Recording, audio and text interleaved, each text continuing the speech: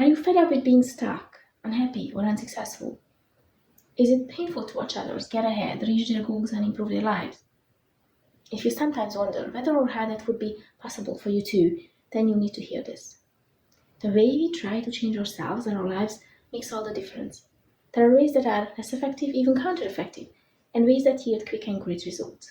In this video, I'm going to talk about both what is not working and what is working when it comes to changing ourselves and our lives.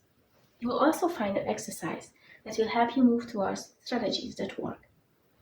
Hi, my name is Melinda Balogh and I'm a mindset coach. I help people overcome obstacles, reach meaningful goals, and live happier and more successful lives. We all have goals, right? These can be written goals or just ideas in our heads about the things we strive for, the things we think we want. But here's the catch. We tend to set goals based on what others expect from us.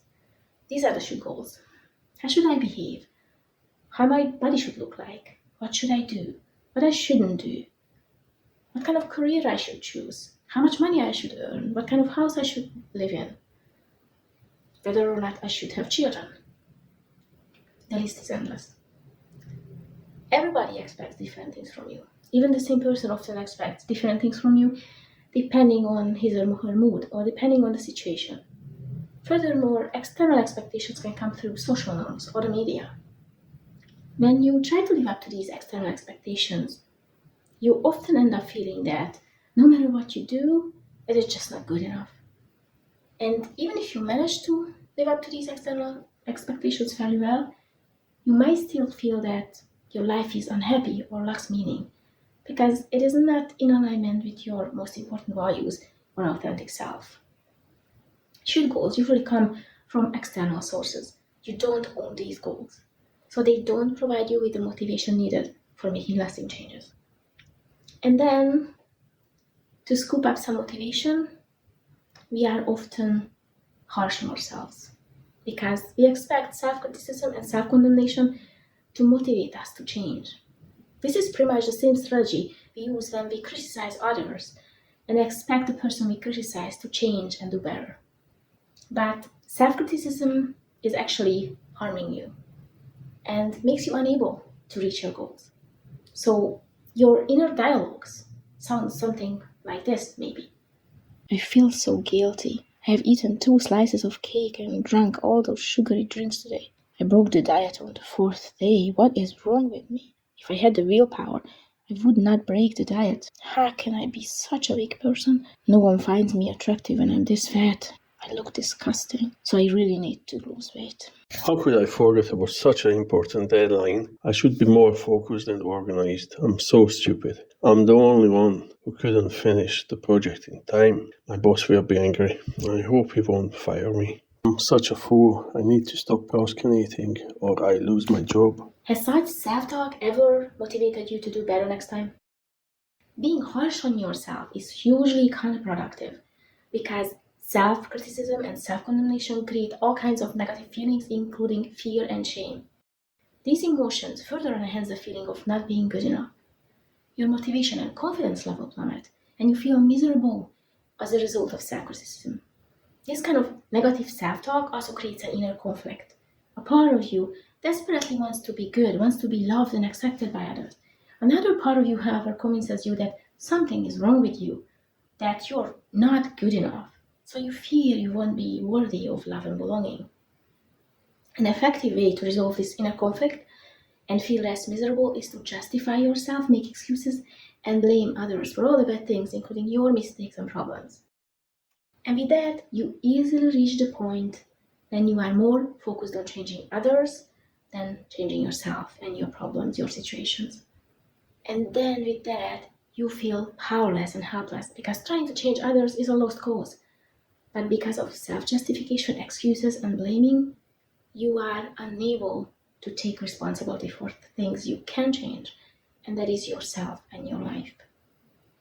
If this approach worked, we would see happy, healthy, wealthy, confident, and thin people everywhere. But this approach doesn't work. It just makes your life miserable. Do you recognize yourself fully or partially in this pattern? If so, please remember, you're not alone. Many of us, including many of my clients and myself, have learned this pattern during our upbringing. We adopted this strategy unconsciously. I used to be this person 15, 20 years ago, but now I know a better way, which I consciously choose every day to break out of this ineffective pattern. Imagine you sign up for coaching with me. The approach I would encourage and facilitate would be entirely different. I would encourage you to leave behind people pleasing and shift the focus from what others expect you to do to what you want from the deepest of your heart. I would ask plenty of questions to help you tap into what you truly want from life. The focus on who you want to become will encourage you to set goals that align with your most important values and authentic self. Your goals will more likely be self-concordant, and you will feel a strong sense of motivation to reach them as a result. I would also encourage you to leave behind self-criticism and start focusing on understanding and taking action. I would encourage you to talk about yourself, your problems, and your situations in a detached and non-judgmental way, and to view things from different perspectives. The goal is to seek understanding. You facilitate understanding when you stay curious and examine yourself by asking and answering plenty of questions. Let's look at the same situation we discussed earlier. There was this man who wanted to become better at work, wanted to become more focused and organized, but he just missed an important deadline. Some of the questions I would ask you as your coach regarding a missed deadline would be these. What might be the reason behind this missed deadline? Okay, so it is a boring project. How could you make this project more interesting? Can you break down this project into smaller chunks to make it more manageable? In what ways might your conviction that you perform at best when under pressure hinder you? What have you learned from missing this deadline? How would you do things differently next time? The questions I would ask you regarding a broken diet would be the following. What emotional triggers were present when you reached for those cakes? In what ways could you soothe yourself other than food when feeling stressed, upset, or lonely? What are the things that would help you resist the temptation? What makes losing weight important to you? What would be the benefits of losing 10 kilograms and becoming more fit? What have you learned from this diet mistake? What needs to change in order for you to stick to healthier food? What insight have you gained through this self-reflection? Similar questions can be asked when tackling different problems. The goal is to leave behind the negative self-talk and go deeper for more clarity and understanding. Once you leave behind self-criticism and eliminate the shame-inducing thoughts, the need for self-justification, excuses, and blaming others naturally dissipates, and with that a person who is able to take full responsibility for his or her results emerges. I would also support you in cultivating a growth mindset by encouraging you to view everything as valuable feedback that provides you with information about how to do things differently or better next time. I would advocate the notion that mistakes and shortcomings are part of human nature, but so is our ability to learn from them, to grow and evolve through trial and error. When you fear making mistakes, you fear taking action. But when you make peace with being imperfect, the fear of making mistakes won't paralyze you anymore.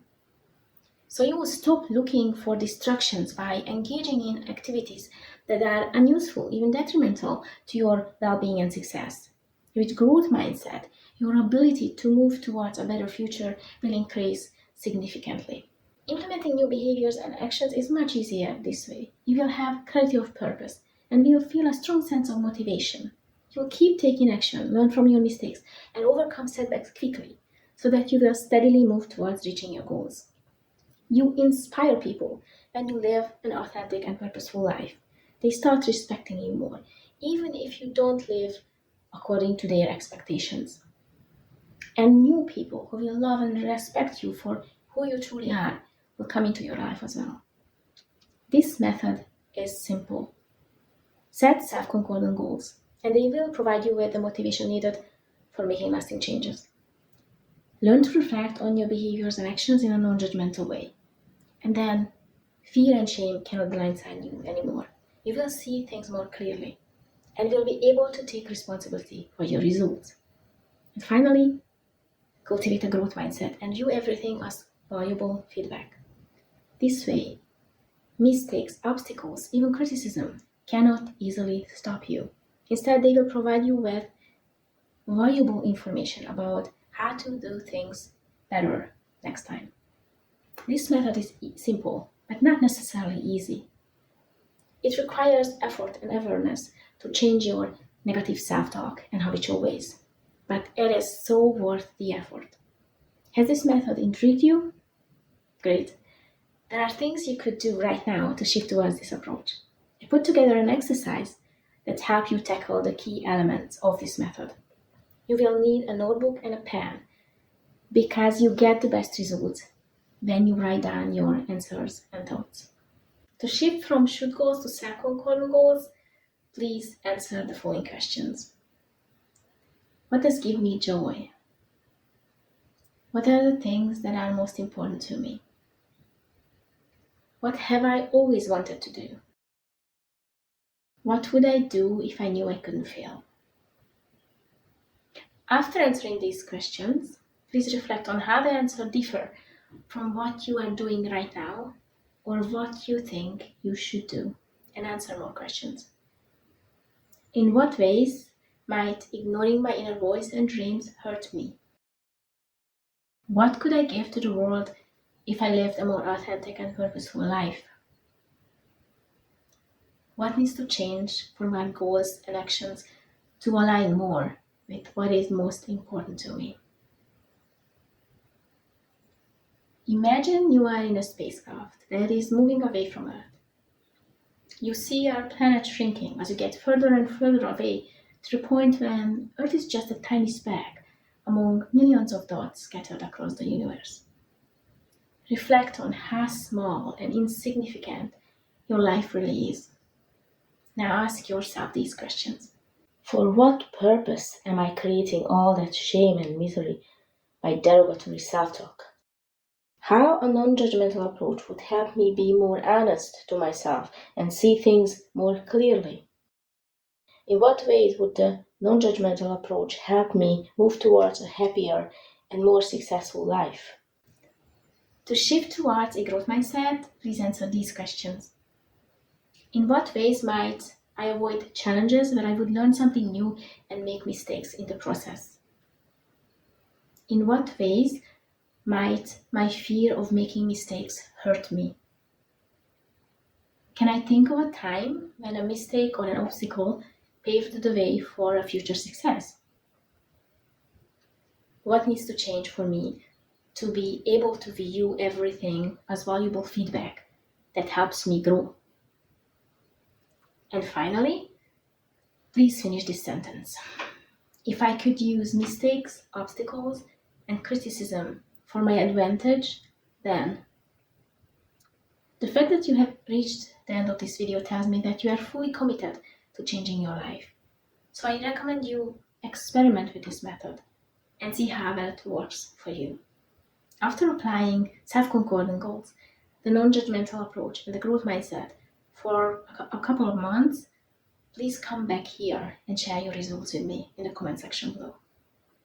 Please support me by subscribing to my channel, especially if you like this video. Thank you.